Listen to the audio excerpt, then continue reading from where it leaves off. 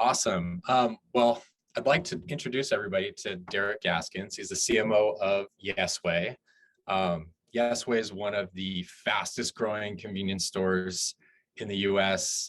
In the past 4 years, Derek has taken a footprint of just about 40 stores to 420 and growing across nearly a dozen states here in the US. My name is Kiernan. Been in Nextdoor about 4 years, working in various roles across the ads business, primarily focused on partnering with high growth, emerging, disruptive brands. So I think to start off, Derek, based on our call last week, tell me where you are today. Today, I'm actually in Fort Worth, Texas. So this is where our store support offices for Yesway are now based. And great opportunity because I'm able to meet with my entire merchandising and price book and many of my marketing team down here. And while here, we're having a series of top to tops and bringing in supplier partners and just planning for future growth. Awesome. Yeah. Last week it was DC, maybe it was Boston, down in Texas. Exactly. And let's tell the audience what your path was to becoming the CMO at Yesway. Certainly. So had a bit of a journey throughout starting in grocery retail and then transitioning to convenience retail. And there were 4 companies along my 20 plus year journey that led me to where I am now with Yesway. Started with Giant Eagle back in Pittsburgh, a regional based supermarket operator, and was their director of marketing, and really claimed to fame, launched the Get-Go chain of convenience stores, GETGO, and got that stood up. And much like Yesway, it was high growth. We went from white paper concept to close to 200 stores in a little under 2 to 3 years, and spent about a decade there in Pittsburgh. And as Giant Eagle grew as a grocer, entered into new markets close to my hometown of Washington, D.C., down into Frederick, Maryland, and Hagerstown, and then grew westward through Cleveland and Columbus, Akron, Canton, and even further out towards Indianapolis and those markets. So really had my start within convenience retail, let's say grocery as well as convenience retail there. Then went to NACS as their VP of marketing and CMO. NACS is the National Association of Convenience Stores, but we actually call it NACS because it went global. And the goal was to provide global best practices to retailers as well as suppliers wanting to do business in a small format space.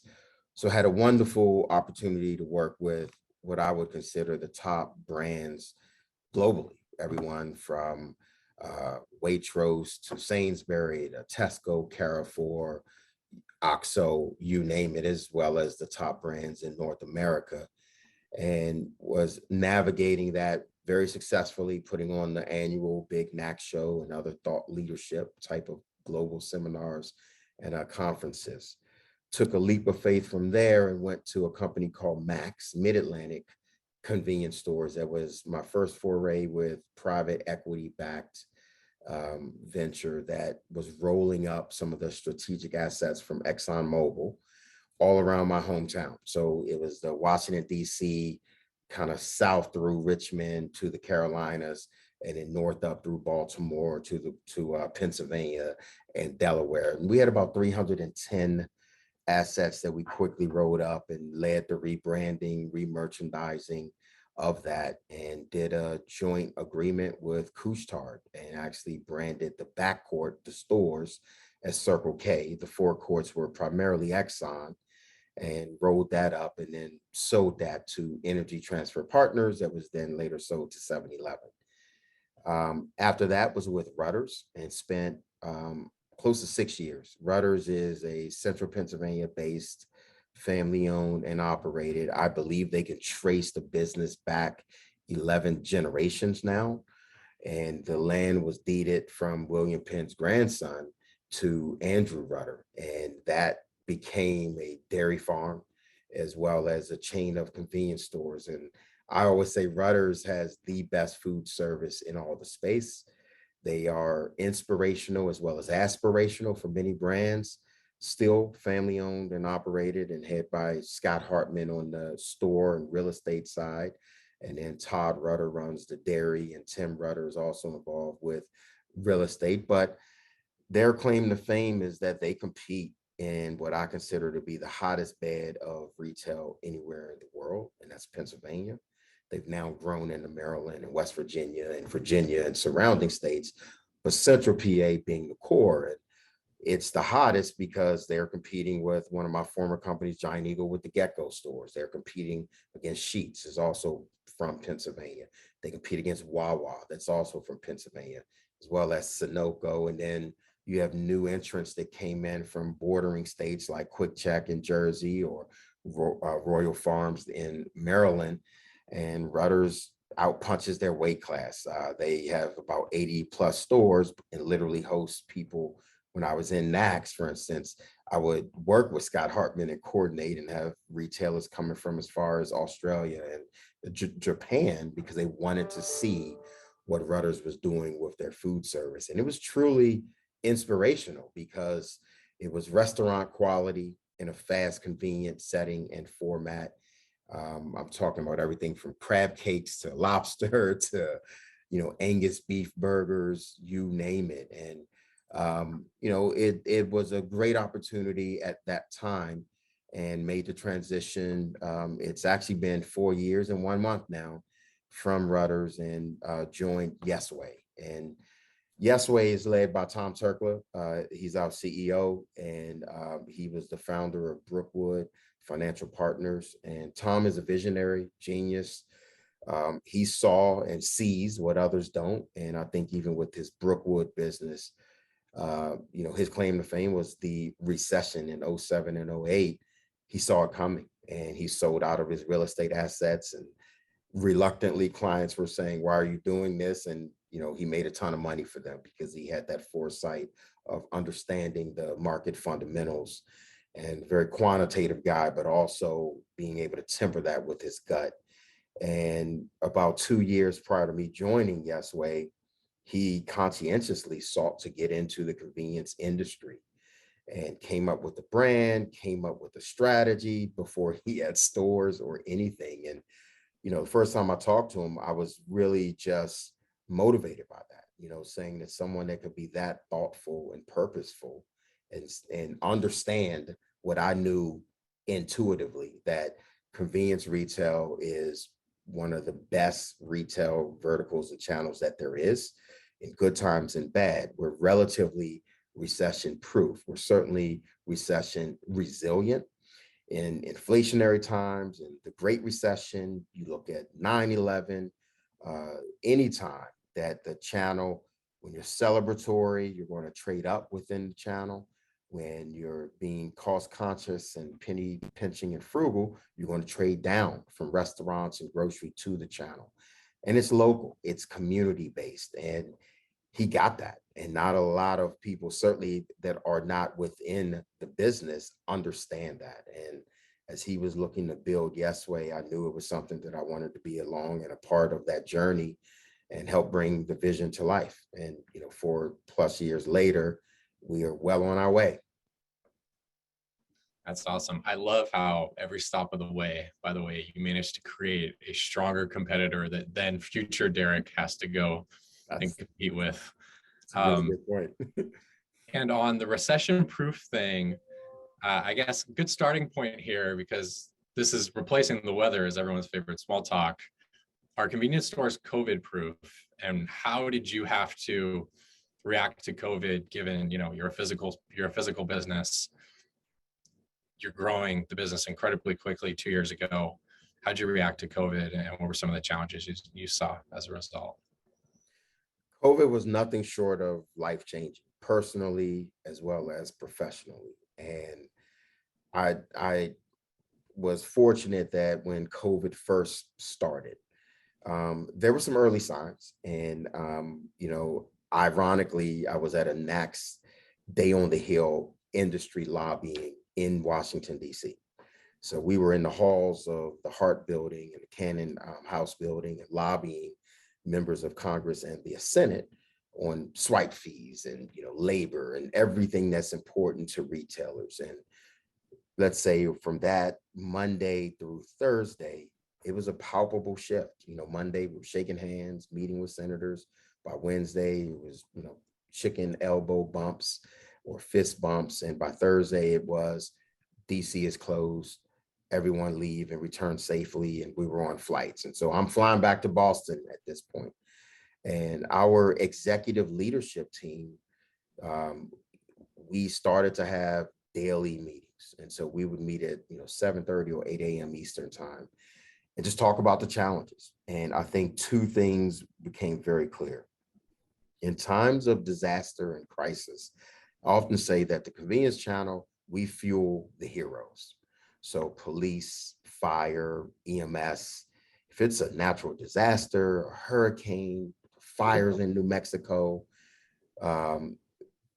we fuel the people who are the first responders. And I don't just mean gasoline fuel or diesel fuel. I mean, yes, that's a piece, but I also mean, caffeine, going back to how Carrie started this, getting their coffee, getting water, getting food, getting nourishment.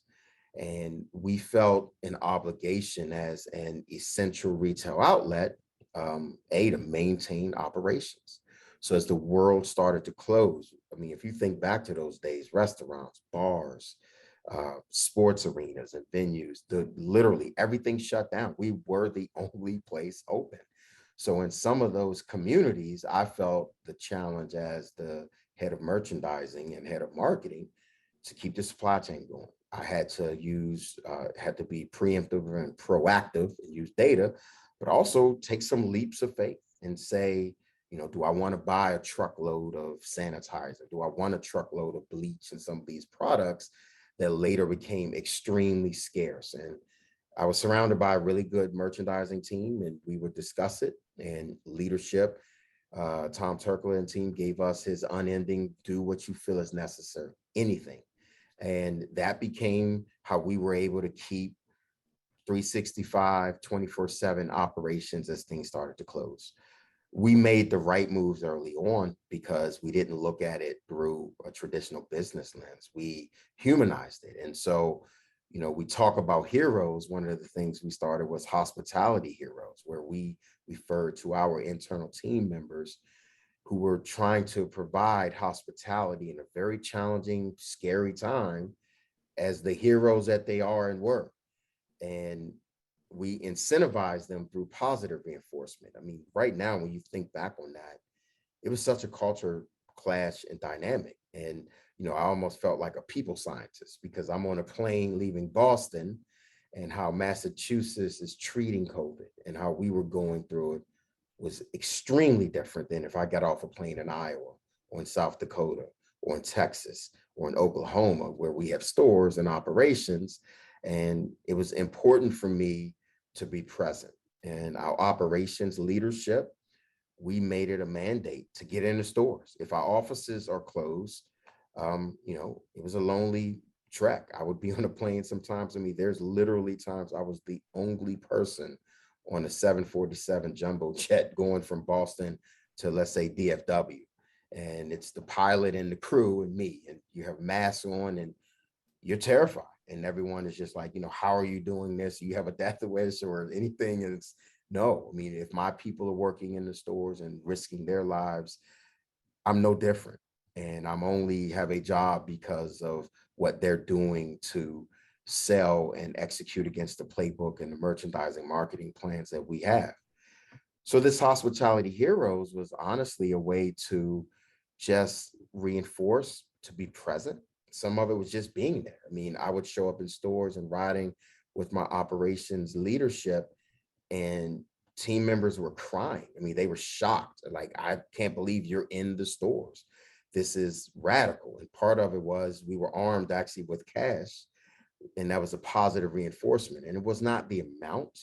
It was the fact that we wanted to diffuse the situation that, hey, if we're going to mandate masks and we're going to say wear a mask, even if you're in a state that hasn't mandated it, because we have signs on the door that are encouraging and asking our customers to do so, we didn't want it to be punitive. It was, if I go to a store And our hospitality heroes are wearing a mask, wearing gloves, using a cleaning agent, wiping down the doors, greeting customers, wiping down the counters, the coffee bar, the fountain and dispensed areas, the common touch. That did a lot of things. It told our consumers that we were serious about cleanliness, and it gave them an affirmation that they could be comfortable coming here. It also showed that our people were not going to do or ask customers things to do that they wouldn't do. So whether it was the wearing of the mask or the cleaning, I think that diffused a lot of the overly politicized drama that was there in the early days. No one's going to make me do this, and no company can do this, and no state, I'm free, and I'm this. It made it about altruism and empathy. And we're doing this on behalf and for the benefit of our team members in the stores and our customers and the communities that we serve. The incentives and the positive reinforcement, made it fun. It literally gave my marketing, merchandising, and the operations teams, while we're doing our store checks, we could reward people. And I can think back to literally people welling up with tears. I actually tease Brian Ashburn. He's our head of operations for the Western Wing. And I've never seen him cry as much in those rides. And I actually cried too, because I mean, you would literally have team members saying, "Can I hug you? Can I touch you? I'm so touched by you being here."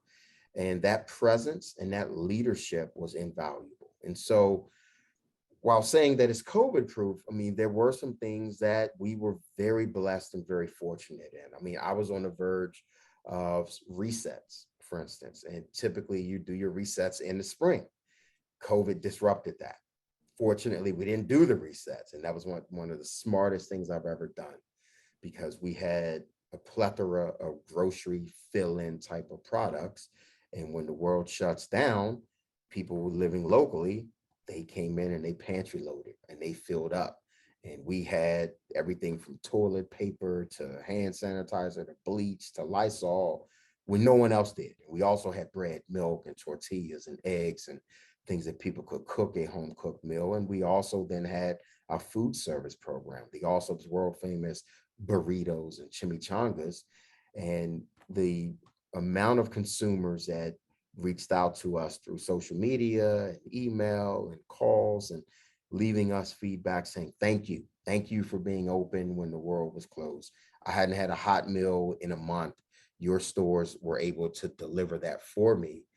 It was huge. And so, everyone looks at it. No one wants to be perceived as profiting in a pandemic or anything along those lines. But to your question, Michael, the convenience channel overall did very well. And I would say in the face of, daunting odds where there were questions around, could you even continue to get fuel to sell it? Could you get the supply chain to keep going and maintain 24/7 operations? And we did. And I think it really speaks to the C in NACS, or the C in convenience also could mean community, because we take pride in being a part in providing and meeting the needs of the communities where we are located and serving them. And from that aspect, COVID, I think, shone a very bright light on that. And as we cycled it, there's the business person in me would say, there's no way I'll be able to meet those numbers that we did in 2020. Remember, all bars and restaurants were closed. So the amount of beer, the amount of packaged beverages, the amount of grocery products that I sold is unprecedented. Well, in 2021, we were able to meet and exceed it. And it came in different forms: less pantry loading, more of the world starting to open back up, people moving around, and immediate consumption driving the consumer trips. And here we are again in 2022, about halfway through, and the convenience industry has collectively stepped up again. And if you look at state of the industry data or Nielsen or IRI data, other retail verticals and channels have struggled mightily. The growth of e-commerce has taken about 1/3 of grocery dollars away from that channel permanently. Meanwhile, convenience is the little engine that keeps going. And we have a lot of headwinds, but we are entrepreneurs at heart, we're innovators at heart, and we find different categories to be relevant. It may have been fuel 50 years ago, and then it became fill-in grocery, and then it became things like tobacco, then it became food service. All I know is that tomorrow it'll be something very different, but we will definitely innovate, evolve to meet the consumer's needs. Yeah, on the going back to your point on leadership, there's like nothing more galvanizing to a team than show don't tell. So you being on a plane, you visiting all your store locations, like I said, it sounds like it really galvanized the team. And then for them to spend extra time, if your retail employees to spend extra time in store, showing consumers, showing your community, that while you're still open, you're taking the pandemic and the proper precautions and everything seriously, I'm sure helped fuel the growth. And if you don't want to telegraph your strategy, you don't have to, but I am curious, we're starting to come out of it. There's still a lot of caution related to COVID, but how is your strategy evolving to sort of stay current with kind of current foot traffic patterns and how people are now thinking about convenience stores? Yeah, I mean, certainly won't divulge any trade secrets. I think Sure. it's pretty basic, right? I mean, I often talk about simplicity is the ultimate sophistication, right? Leonardo da Vinci is famous for that. And I think in many ways, our strategy at Yesway, as well as collectively with the channel, is pretty simple. It is a relentless focus on the consumer. And I think, there are two words that were paramount the past 3 years, and even more so as we look forward: flexibility and agility. And I think that the retailers that were able to be nimble, to embody flexibility and agility, were the retailers that were winners. It's data driven at the end of the day. I mean, retail, we have thousands of transactions per store per day. You can find all kinds of patterns in the data. I can say a consumer who buys Monster or Red Bull, what's their affinity with other products, and then mine that data to be more smart and inform my marketing and my merchandising. So all of that played a major role. I think the big takeaway overall is that COVID in many ways was the acceleration age. So everybody's roadmap has the same stuff on it, right? It's not that different. If you would have asked me 5 years ago, we're working on mobile ordering, we want to do curbside, we want to be more convenient, drive-throughs, some people working on drones and robots and bring it to me, all of that. Well, COVID made that go from nice to have to got to have it right here, right now. And let's rally as a team, figure it out. Because if I have to close or I have to do weird things to maintain operations, I need to be more flexible, more agile, more nimble to still run my business. And I don't think that was just convenience, right? If you look at the growth of e-com and omni-channel and click and collect and curbside and drive-through, even at places like Walmart or places, dollar stores, Walgreens, they became much more accelerated in their roadmaps than we ever have. Even EVs now, with the inflationary challenges, there's, we used to jokingly say it's less than 2% of all vehicles. Well, recently you look at it and they're taking off, and every manufacturer now either has an EV already on the market or is at most 6 months from bringing it to market. So change is the constant. I think the pace of change is what has moved much more rapidly. And I think the challenge as a leader and as a marketer is to always keep that eye on the consumer, to take calculated risks, and to make sure that you're testing, because no one absolutely has the answer, and anyone that says that they do, they're off. And it's just about making sure that you have enough tests in motion and you're flexible and agile, that when you see things start heading a certain way, then you take that calculated bet, or you double down rather on that calculated bet, so you can beat the consumer there, or you can meet them there and satisfy those needs. Yeah, I've always thought too, going back to testing and innovation, such an important way to stay agile is, whether it's the team you're building or the thought that's informing how you're making decisions, it's having, a diverse group of people informing that, brainstorming, keeping you honest. So, we'll switch to DE and I, and talk to me a little bit about, diversity, equity, and inclusion, and specifically how you're thinking about that in the context of building your team and telling the Yesway story. Certainly. I think DE&I is good business. I think that's the headline, right? It's the right thing to do because it's good for business and good for your bottom line. And I know some people get upset when you try to quantify things, but I think like anything that matters, what gets measured gets done. So things that have a bottom line benefit and value will get a leader to focus on them.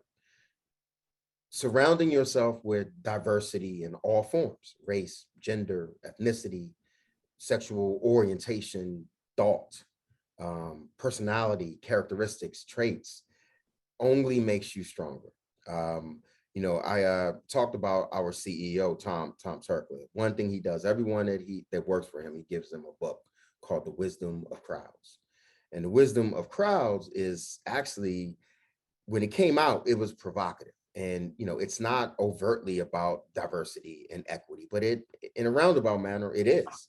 It says that I can take any group of random crowd and build a crowd, and they're better suited to solve problems than even an expert panel, right? So I can get folks who've worked in the convenience industry for 20 plus years, and that's my group. Or I can get an eclectic group that represents the swath of America and pull them in.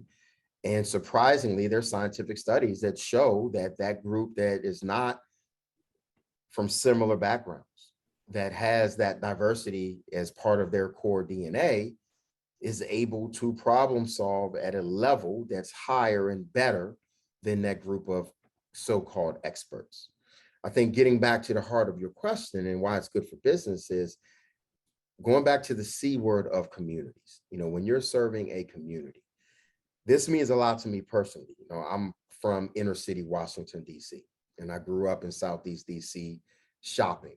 And, we were a food desert. D.C. had, in my childhood, it was a tale of two cities, right? Yes, we were Dodge City and the murder capital of the world. Crime was 10 times worse than it is now. The other side of that was Marion Barry, who was a very misunderstood mayor. He worked with Ronald Reagan and made federal law that contracts had to have representation that reflected what we call Chocolate City growing up. So he literally created the wealthiest concentration of Black wealth anywhere in the world. And a lot of the billionaires, even today, the Kathy Hughes, who owns Radio One, or the Donovan Peebles, who's one of the most successful real estate developers in Miami and New York. He was DC and got federal contracts. Bob Johnson with BET and the cable empires that then, he owned part of the Wizards and then the Charlotte Hornets that Michael Jordan then bought from him. So that vision, and, you can call it a quota or call it whatever you deem, but that was diversity in its earliest essence. It was acknowledgement from, Ronald Reagan, who was on the other end of the political spectrum from Marion Barry, but they worked together. And that partnership created suburbs of Prince George's County and Montgomery County and Howard and Charles County, where to this day you have middle class, affluent, upper middle class, and wealthy African Americans in all walks of life that creates this mosaic of diversity. So I saw that. And as a child, I would shop in stores in my neighborhood. They have bulletproof glass. And I would look at it and say, yeah, there's crime. I get it. There's 1%, 2% of the bad actors and bad apples. But why does everybody have to suffer? And when I went off to school at University of Iowa, talk about the other end of the spectrum, I go from Chocolate City to Iowa City, Iowa, Big Ten university campus. And I started seeing more sophisticated retail.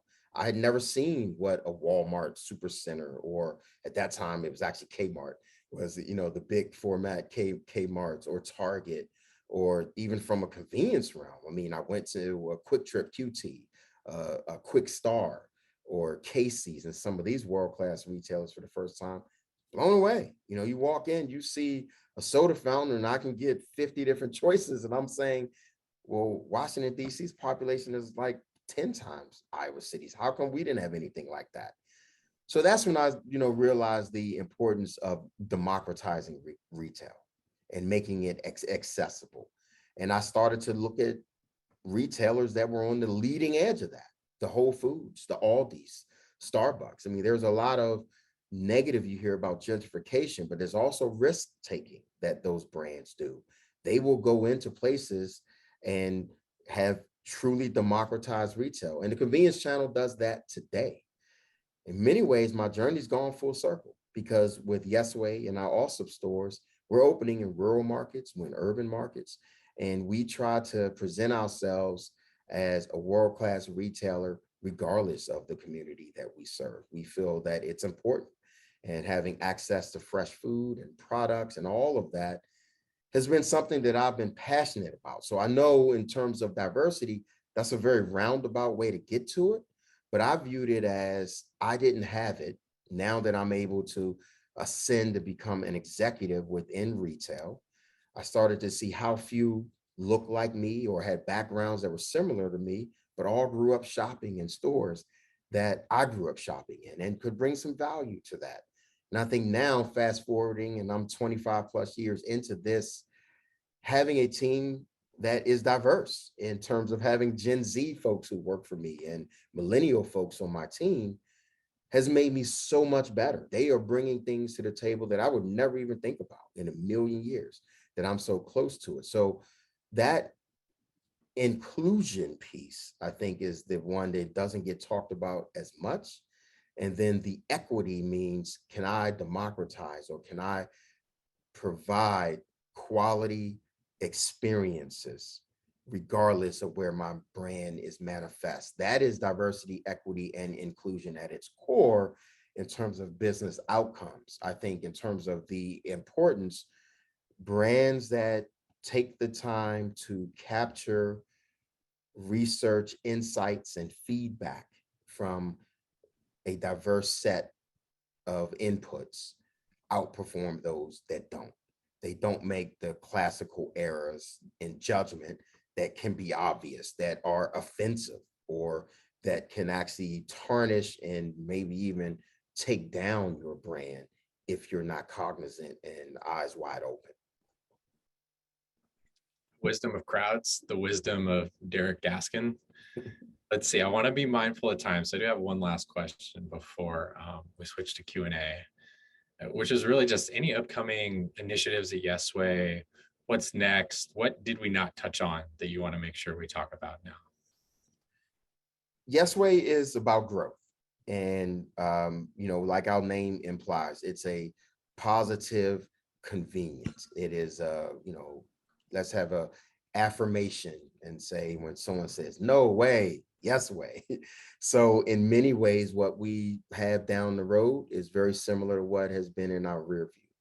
It is growing through new stores. It is trying to meet the needs of our consumers. That younger team and even older team that has challenged me has us doing things that I would have never thought we were doing. And through social media, it has opened up opportunities. So some of that acceleration age stuff that I talked about, we are going to have better omni-channel. We're going to have more personal experiences through our rewards program. We are going to incentivize and make sure that our team members are motivated and inspired to come to work every day. And we have aspirations to be the world's best brand. And I hope to be a part of it, and have been very fortunate thus far to be a part of the team that's making it happen.